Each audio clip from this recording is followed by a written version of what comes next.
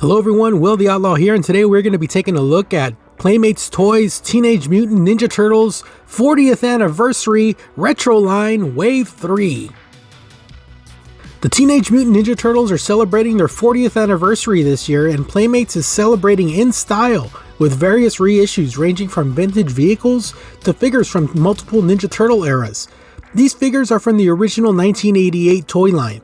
This wave includes Casey Jones, the Rat King, Slash, and Mutagen Man.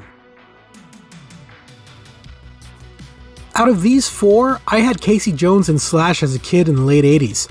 The other two figures are new to me, so I'm very excited to finally add these characters to my vintage collection.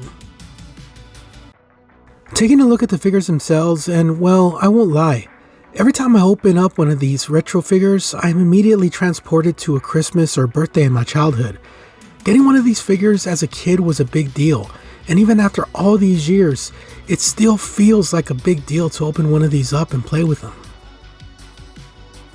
The coloring and details of these figures are all spot on, no matter how odd or disgusting they may be.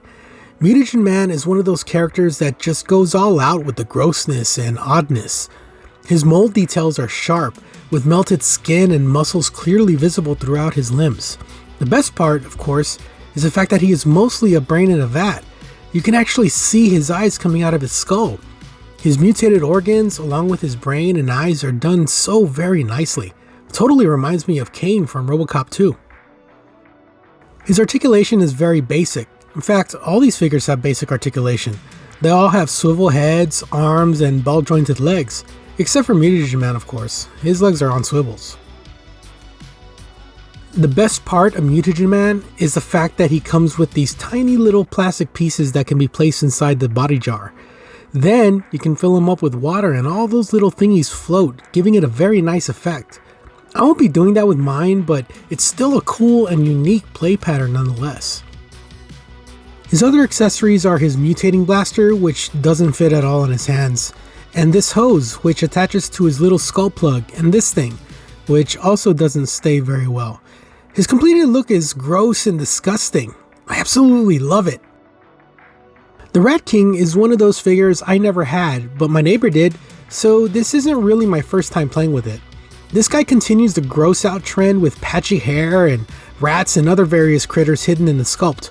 By far my favorite piece here is the dead cat belt.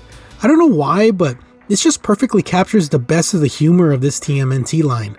That, along with his rat crossbow, make this figure one of my favorites. Slash is a figure I had when I was a kid, and this was always one of my favorites. I remember getting so excited to get him, especially after watching Secret of the Ooze. This figure is great. The details are top notch and the skin texture feels bumpy and real. Despite being roughly the same size as the other turtles, he just feels bigger. Slash really lives up to his name with his hand blades, along with his big razor-spiked gnarly knife and Psycho Sai. He also comes with a mutant mace and nasty nunchaku. Of all the figures I have, I seriously think these accessories fit the character the best.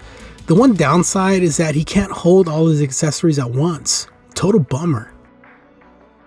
Casey Jones is by far the figure I was most looking forward to in this wave, and by far the most disappointing.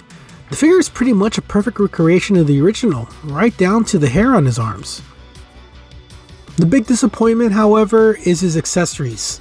Yes, he comes with his golf bag, his golf club, and one baseball bat. Yes, one stinking bat.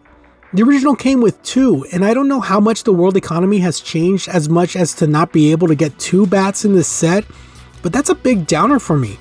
Other than that, I have no other complaints with this guy. He's pretty much a one-for-one with the original.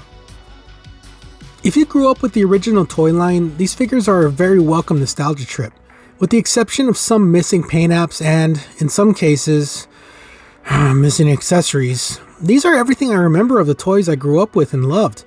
To this day, I still feel like these are great toys, despite their simplicity and outdated play patterns. All in all, there is no better way to celebrate the 40th anniversary of this amazing franchise than to go all in with these reissues. No matter what era of the Turtles you were introduced to, these reissues are a must-have for collectors and enthusiasts. Bottom line, these figures are awesome, fun, and only $10 each. If you're a Ninja Turtle fan, young or old, there's really no excuse not to pick at least one of these up. Well, that was my look at Teenage Mutant Ninja Turtles 40th Anniversary Retro Figures. Like, comment, subscribe, and I'll see y'all soon. Laters! Check out my Patreon for early access to my videos and shoutouts on future videos. Join up and let's talk toys.